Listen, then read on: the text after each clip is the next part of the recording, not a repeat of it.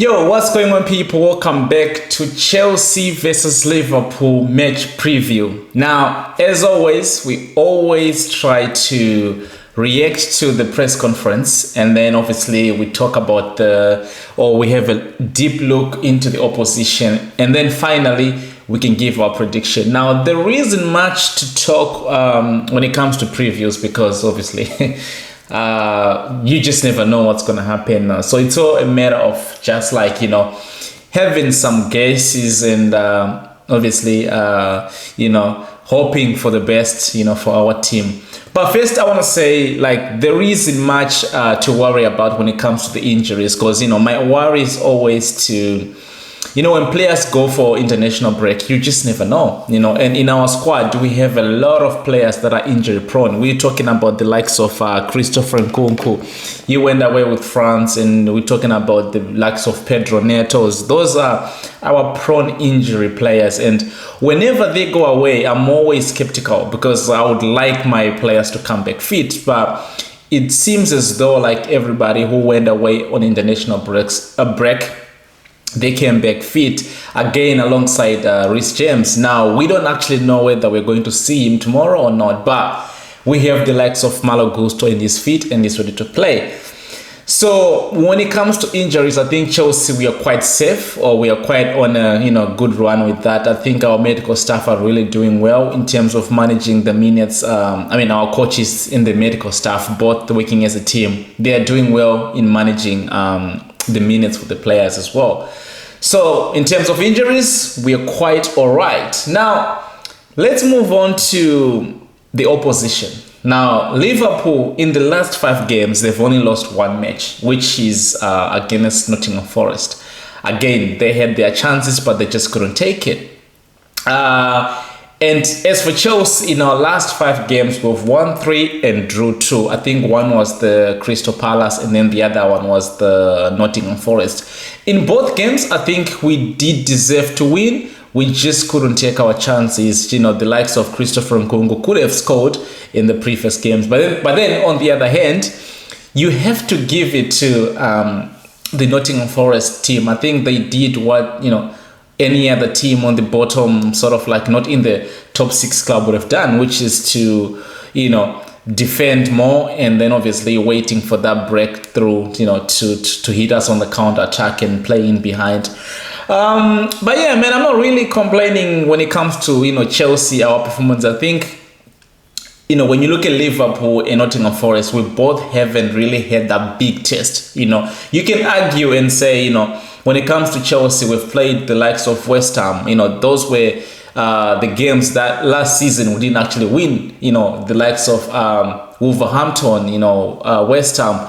We didn't win those games. Bournemouth, I think we lost points on Bournemouth. So Nottingham Forest, again, we lost to Nottingham Forest 1-0 during Pochettino's time. So when you look at our performances, right, for this season, the teams that we managed to pick up points from are the teams that we lost points of last season. But then at the same time, when you look at the likes of Liverpool as well, they haven't actually played one of those teams we can say they're in the top 6 or top 5, whatever you want to call it, or the big teams. But then at the same time as well, they did what they had to do.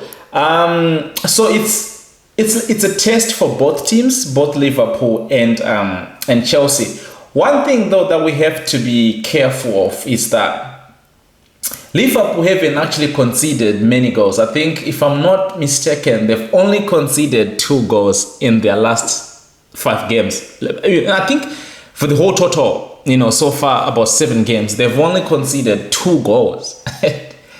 And Chelsea, each and every game we play, we concede a goal. Each and every game, except for the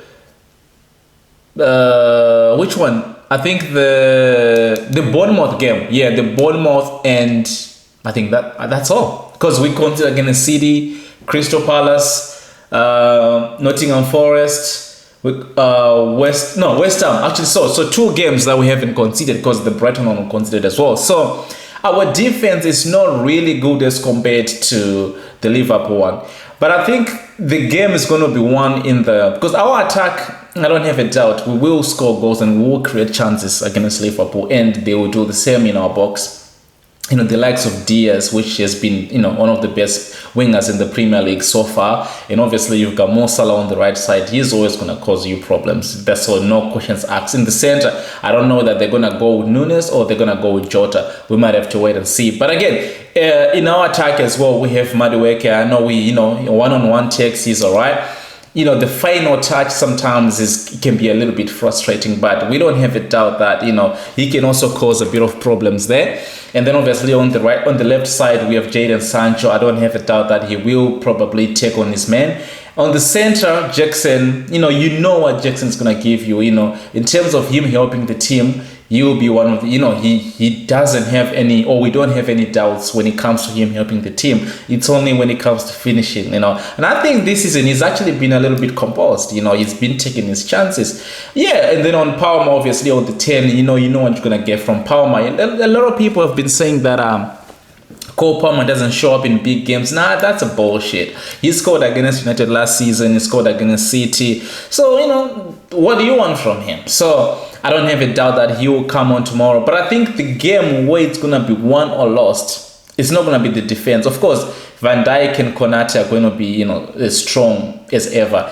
And our defense, you know, we're getting there. We're not there yet, but we're getting there. But I think the game is going to be either won or lost in the midfield. So Gravenberch has been playing really well alongside McAllister, and obviously you've got Szoboszlai in there.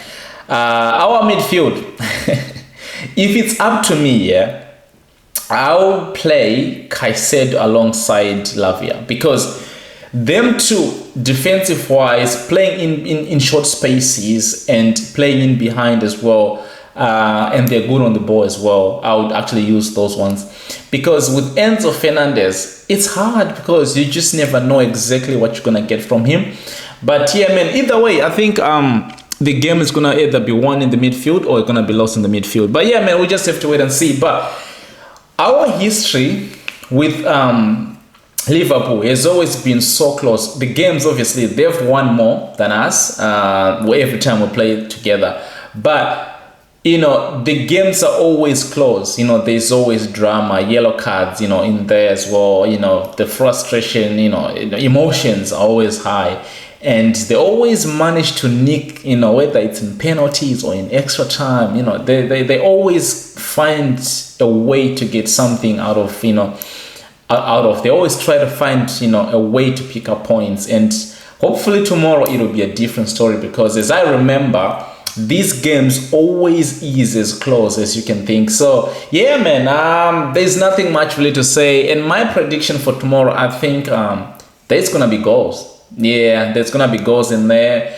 I'm thinking, look, if I'm being honest, I was gonna go for maybe 3-2 Liverpool, but I have to back my team. You know what I mean? They call me deluded or whatever, but I'm gonna go for 3-2 Chelsea. That's my prediction. Yeah, man. As always, people, make sure you subscribe to the channel and like the video.